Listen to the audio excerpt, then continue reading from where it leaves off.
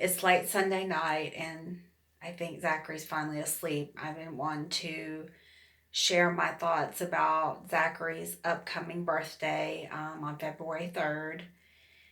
He will be turning 10 years old then, and I have mixed emotions. On the one hand, I'm happy that he's going to be turning 10, but on the other hand, it's very distressing and it makes me really sad.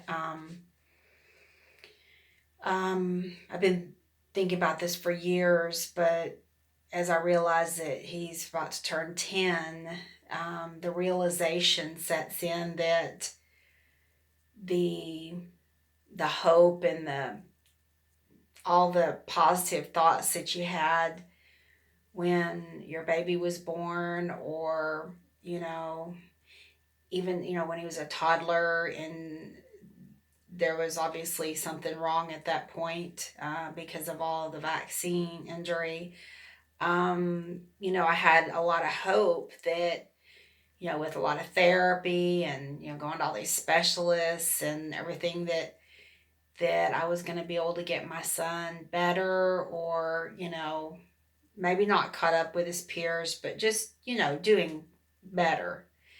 That he would be talking, even if he's late, he'd be talking, and try to have somewhat normal of a life for him and for me. And as he's approaching his 10th birthday, he really doesn't talk unless he's repeating a word that you say. Um, he has to use a $7,600 communication device to somewhat communicate with me, his mom.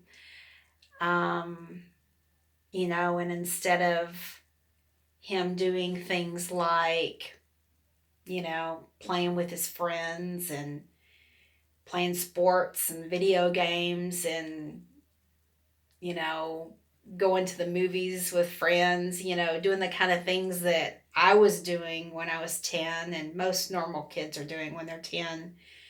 Um, my poor son, Zachary, um, is in his own world most of the time. He cannot talk. He doesn't have any friends. He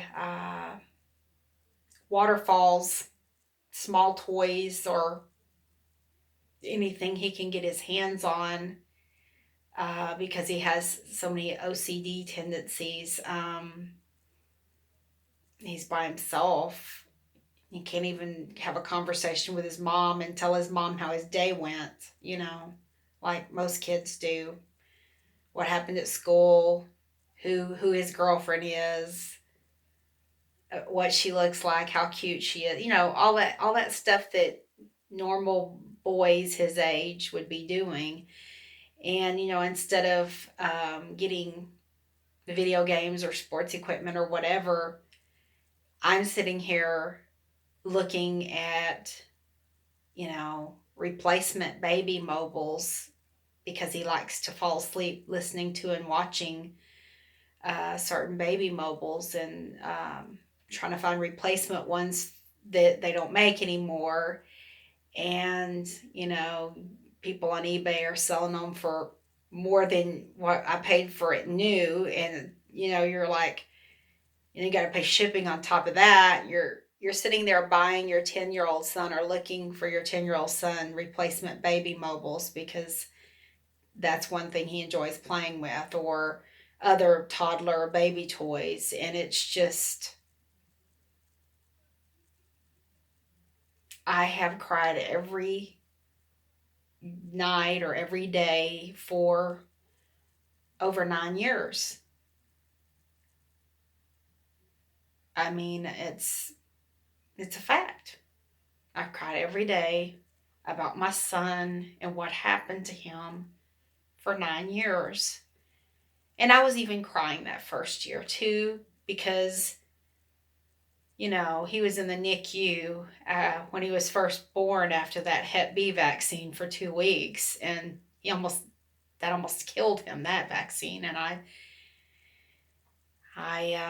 thought something was wrong, but Like I've told you before, I just listened to the doctors and didn't believe my gut. Um, so while most people are excited and, celebrating their child turning 10, I'm dreading it. I'm dreading the birthday. I'm dreading it simply because it's so hard to see your only child, suffer and struggle every day of his life. And no matter what I do, I have done everything I can possibly do with the little bit of money we have. And he's making progress, but it's not making that big of a difference. I have friends that have spent their entire life savings and every penny they've ever made, their retirement, and their child only, progressed a year or two. And I don't have those finances to be able to do that. And it's just the reality sets in. What happens to Zach when I can no longer take care of him or I die? He's going to be living in a home where people don't love him, where he doesn't know anything. He's going to wonder, did I abandon him? Am I coming back?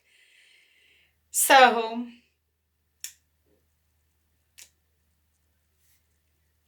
even though I should be happy about his birthday, and I am, I'm really struggling.